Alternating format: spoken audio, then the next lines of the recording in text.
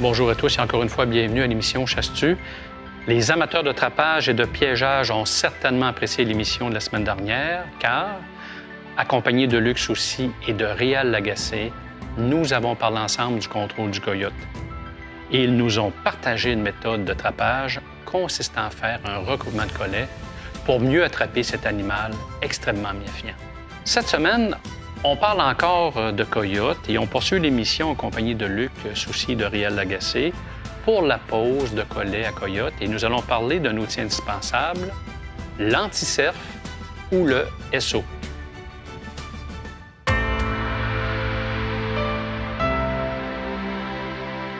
Salut les animateurs de Chasse-tu.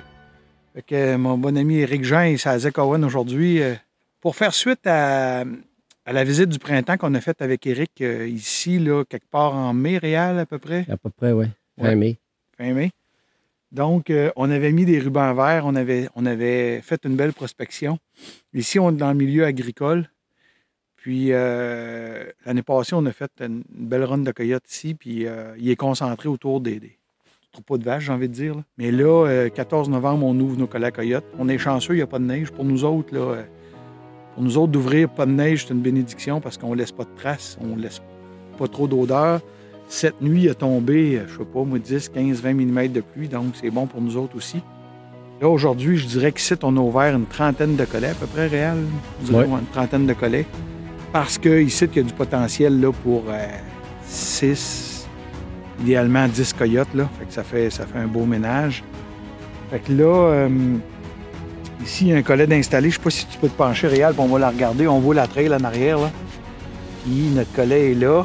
On a un Seneca qui est là. C'est un ressort qui éclate quand ça serre sur le coyote. Là. Quand le coyote met assez de tension, là, lui, il va ouvrir. Puis il va aller gagner un pouce ou deux encore là, pour mettre fin à ses jours sans souffrance et rapidement. Puis ce SO-là, lui, il y a une tension qui fait que le chevreuil, il se pogne par la patte. À force de frapper, ce SO-là, il va ouvrir. Puis le coyote, mais le chevreuil, il se libère. Mais un coyote, par le coup, il n'est pas capable d'ouvrir ça. Donc ça, le SO, là, on aime bien ça. Ici, il n'y a pas de chevreuil, mais des endroits qu'il y a du chevreuil, là, mais c'est important, là, de dégager le haut, que le haut, là, comme ici, on voit, là, il y a à peu près, je sais pas, 2 pieds entre la branche qui est là, puis le collet, pour être sûr que si, mettons, il passe un chevreuil ici, ben, le chevreuil, lui, il va se baisser la tête à ce niveau-là. Il ne se la baissera pas au niveau du collet, là. Parce qu'un chevreuil qui est pogné par le cou, ça va faire la même affaire qu'un coyote, il ne s'en sortira pas. Il ne sera pas capable de mettre assez de pression. Mais l'année passée, ça nous est arrivé, moi et Réal, Sazek Owen, justement, d'un enclos, qu'on a pogné un chevreuil par la patte, puis le SO qui a ouvert, ça a tout fait sa job. Fait que depuis qu'on utilise des SO comme ça, des anti-cerf, on n'a pas de prise de serre, là. On n'a pas. Fait que ça fait 3 ans qu'on est là-dessus à peu près, là. Fait que c'est vraiment efficace. Puis d'autant plus que, je sais pas, ça peut coûter 25 cents, mais ton collet glisse mieux. C'est non seulement pour le chevreuil, mais ton collet, hein, il travaille mieux. Ça se place mieux aussi. Là. On se dit à tantôt, puis on va aller installer un dernier collet. Bon, on est rendu maintenant à l'heure de l'installation de notre collet un peu plus compliqué que la norme, là. Parce que si Réal peut vous montrer la trail, on voit ici une trail de coyote, là. On la voit, là. Mais le problème, moi, je vais m'éloigner, Réal, un peu, là, mais... On va profiter, Réal, de l'entonnoir, si tu peux la montrer, de l'entonnoir qu'il y a ici, là, dans la verge d'or. Fait qu'on va profiter pour venir mettre notre collet comme à ce niveau-là, ici, pour mieux le cacher. Puis là, on a une broche d'à peu près, je dirais, d'à peu près une douzaine de pieds. On va s'attacher avec la broche. On va venir se servir de ce petit tremble-là, Réal, si tu peux le montrer, ouais, comme support. Fait qu'on va venir tourner notre broche ici, puis on va amener notre collet ici. Le mieux caché, le plus naturel. Puis on ne touchera pas à ça, bien entendu. Là, j'ai les pieds d'entrée, vous allez me dire, là, mais c'est pas plus grave que ça. Il annonce de la pluie, de la neige demain, là. Fait que on va voir ce que ça va donner. Fait que là, on va procéder à l'installation. La broche est ici, on l'a préparée.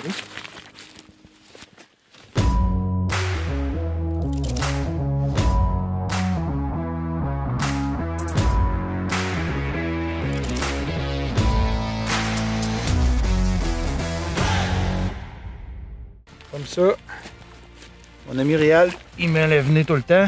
On va y en mettre un. Comme C'est ici.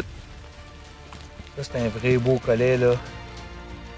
Un vrai beau collet, j'ai hâte de voir. Ah, si t'es pressé pour mettre un collet, là, c'est pas bon, là, parce que faut que tu prennes le temps de la regarder. Chaque collet est important. Il faut qu'il soit bien posé, sinon, c'est mieux de recommencer.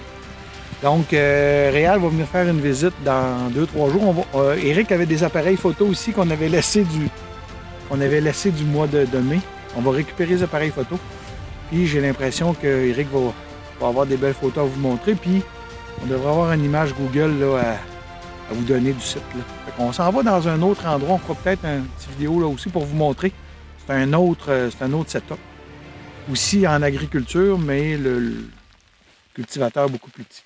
Donc là-dessus, je vous souhaite une bonne journée. Salut tout le monde, hey, la gang de Chasse-Tu. On est dimanche le 21 novembre. On a mis nos collets dimanche passé, le 14. Là, on voit qu'on a un jeune coyote, mais la couleur est super belle. Il y a du noir sur les pattes. C'est toujours avec notre système de collets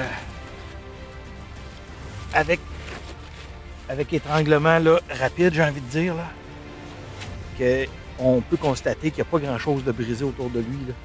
C'est toutes les petites branches. Là, un coyote qui aurait passé, je sais pas moi, 2 heures, 1 heure et demie à tourner en rond, à se débattre.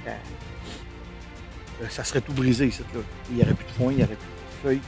Là, il est attaché après cet arbre-là. Je ne sais pas si vous pouvez voir l'arbre, mais l'arbre, il n'y a même pas là, d'égratignure ou à peu près pas après l'arbre. Donc, ça n'a pas forcé. Ça a fait ça au bout de ça. Le Seneca a déclenché.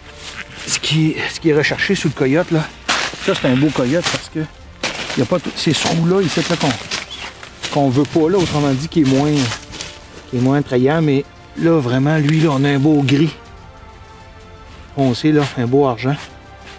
C'est pas un gros coyote, là. Non. Mais c'est un coyote en pleine forme.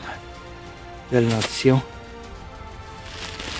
C'est assez dur à pogner que quand on en pogne un, on est vraiment content. Puis là, il annonce, ce lundi, il annonce 20 mm de pluie. Donc là, on se paye la traite. Je ne mettrai pas les genoux à terre, par exemple. On se paye la traite dans le sens qu'on ne laissera pas trop d'odeur. Parce que la pluie va faire son œuvre. Tes pinces? Oui.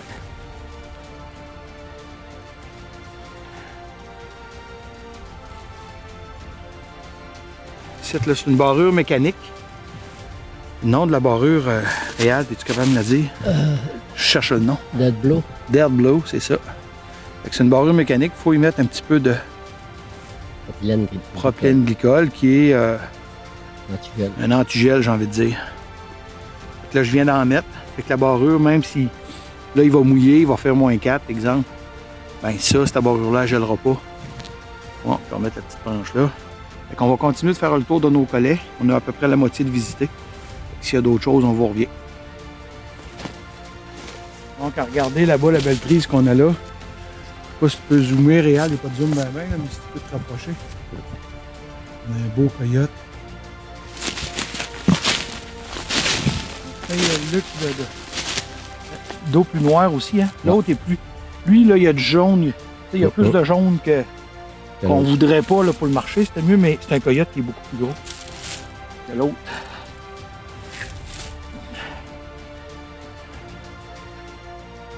Femelle. Je coupe avec le collet un peu. On va passer ça là.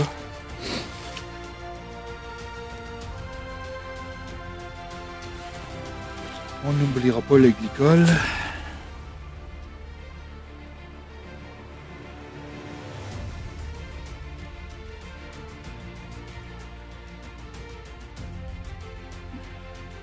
Voilà. Je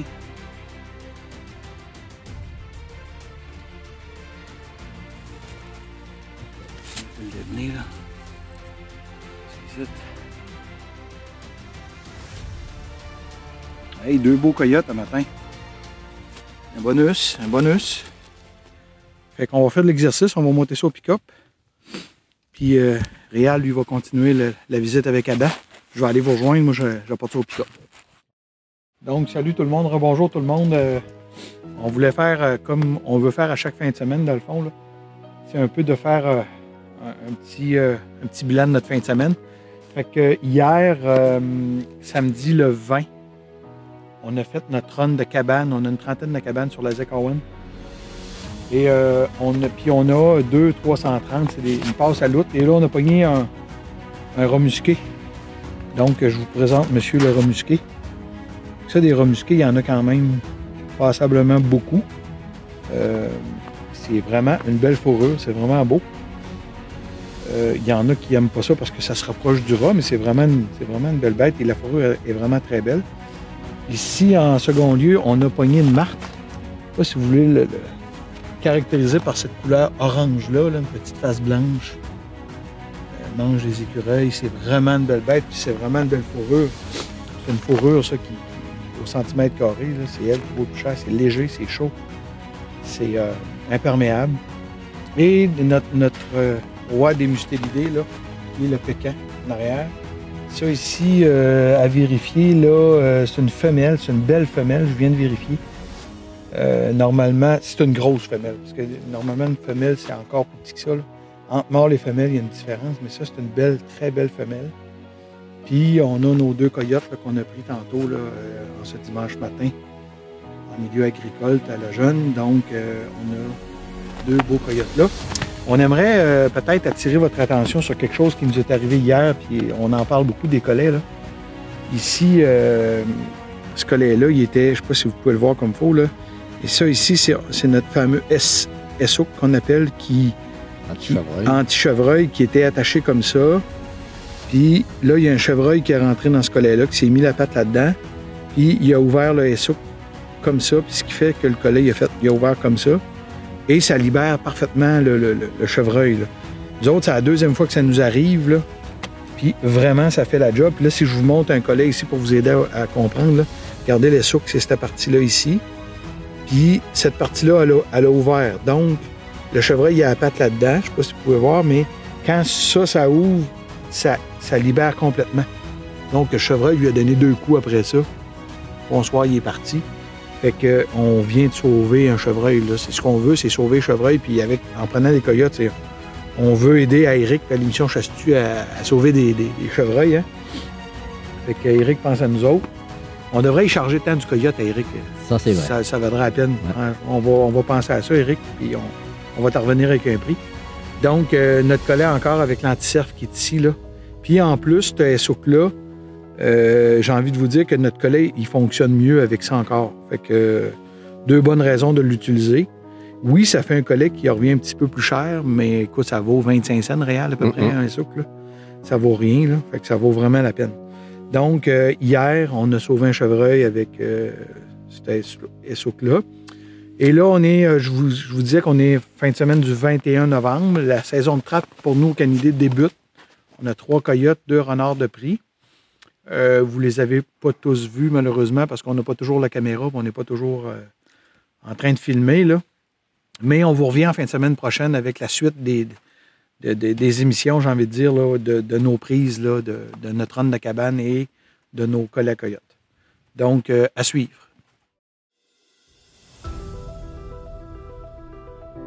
J'espère que vous avez apprécié l'émission.